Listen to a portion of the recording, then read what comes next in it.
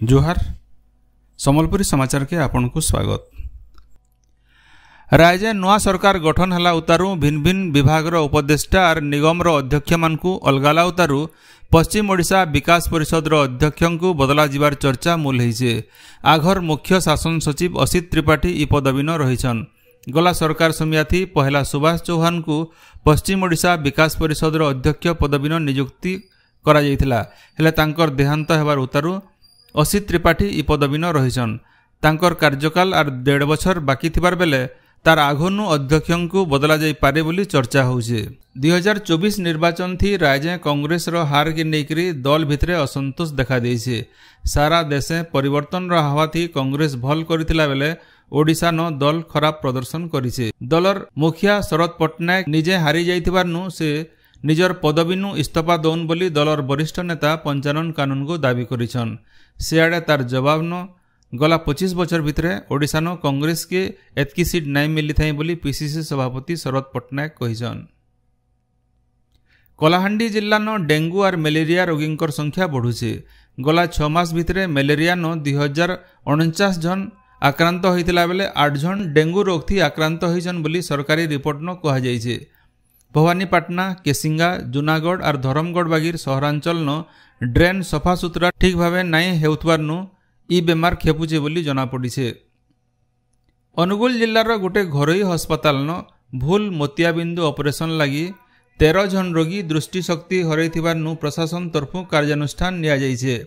अनुगुल शहरे थिबार प्रधान आई केयर के प्रशासन तरफु सील करा जाइछे। इन्फेक्शन नाई हेबार लगी डाक्तरखाना तरफु पदक्षेप नाई निया जाई थाई बोली जिला स्वास्थ्य विभाग तरफु राज्य सरकारंकर स्वास्थ्य विभाग निके रिपोर्ट पठा जाइछे। इनो जनै दिया जाई पारे जे गला 20 तारिख नु इ अस्पताल न मोतिया बिंदु ऑपरेशन होइकरी घर के फिरला उतरू रोगी मानकर एंग लाल हेबार संगे केथनी जलैथिला। ताहाकु बुर्ला डाक्तरखाना नु भर्ती करा जाइकरी चिकित्सा चलीछे। मुख्यमंत्री मोहन चरण माझी और दुही उपमुख्यमंत्री कनकवर्धन सिंहदेव और प्रभाती परिड़ा गलाकाल नवा दिल्ली न राष्ट्रपति द्रौपदी मुर्मू, उपराष्ट्रपति जगदीप धनखड़ और प्रधानमंत्री नरेंद्र मोदी को भेटी करी आलोचना करिछन। मुख्यमंत्री श्री माझी राष्ट्रपति और उपराष्ट्रपति को श्रीक्षेत्र पुरी रथयात्रा देखबार के आबार लगी अनुरोध करिछन। राज्य आबा जुलाई 1 तारिख नु फेर घाय जन अभियोग शुणाणी मूल हेबा। हप्तार फी सोमवार राज्य सरकारंकर सबु विभाग और विभागीय मुख्य मानकर कार्यालय थी जन अभियोग शुणाणी कराजिबा। जिला मानकु जिलापाल और एसपी माने फी सोमवार जन अभियोग शुणाणी करबे। मुख्यमंत्री मोहन चरण माझींकर निर्देश थी इ बाबदे साधारण प्रशासन और अभियोग विभाग तरफु राज्यर सबु अतिरिक्त मुख्य शासन सचिव, प्रमुख सचिव, विभागीय मुख्य, जिलापाल और एसपी मानकु चिठी लिखा जाइछे। अभियोग शुणाणी प्रक्रियार जनशुणाणी पोर्टाल थी रेकर्ड करबार के चिठी थी कहा जाइछे। पुरी श्रीमंदिर न अणसर घरे श्रीजीव मानकर ठाने गलाकाल बेलबुड़े फुलुरी तेल लागी करा जाइछे। बड़ ओडिया मठ तरफु जोगई दिया जाइथिबार फुलुरी तेल लागी हेला उतरू श्रीजीव मानकर जर छाड़सी बोली विश्वास रहिछे। इ फुलुरी तेल त्यारबार के बछरे लागिथिसी। भवानीपाटना न थिबार जिला परिषद सम्मेलनी गृह न कलाहांडी जिला परिषद रो समीक्षा बैठक जिलापाल पी अन्वेषा रेड्डींकर अध्यक्षता थी हो जाइछे। बैठक थी आबा जुलाई 1 नु 7 तारिख तक जिला न मिशन शक्ति माँ मानकर एक गज माँ के नाम कार्यक्रम बाबदे आलोचना होइथिला।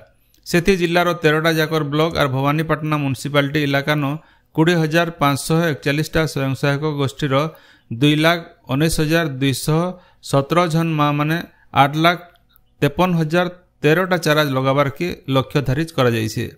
इतार संगे भिन्न भिन्न योजना थी मिलिथिबार आर्थिक अनुदान और विनियोग उपरे आलोचना होइथिला।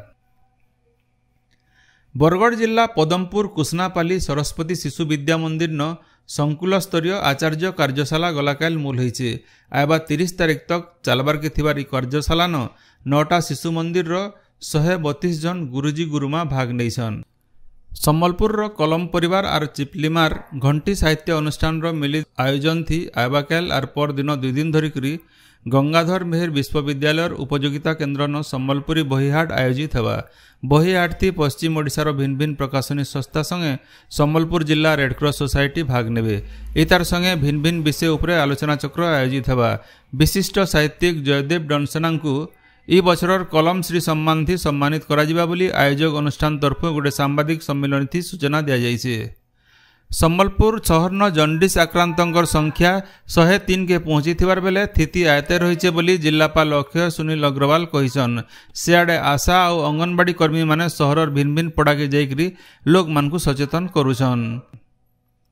बरगढ़ जिला भटली ब्लॉक चढ़ईगाँ स्वास्थ्य आरोग्य केन्द्र के भारत सरकार जातीय प्रणाली केन्द्र तरफ एनक्वास मान्यता मिली है। गला एप्रिल मासे एनक्वास टीम चढ़ईगाँ स्वास्थ्य केन्द्र परिदर्शन रे आसिकरी स्वास्थ्य केन्द्र न दिया जाउथवार भिन्न भिन्न सेवा बाबदे अनुध्यान करथिले। पूर्व केन्द्रीय बंगोपसागर न बनीथिबार घूर्णिबलयर बले आयबा 5 दिन तक राज्यर भिन्न भिन्न जगानु वर्षा हेबार संभावना रही। भुवनेश्वर आंचलिक पाणीपाग विज्ञान केन्द्र सूचना अनुसार आज सम्बलपुर बरगढ़ झारसुगुड़ा और सुंदरगढ़ जिला सहित राज्यर 16टा जिला न जबर वर्षा हो पारे। आज सम्बलपुरी समाचार एतकी शेष है। जोहार।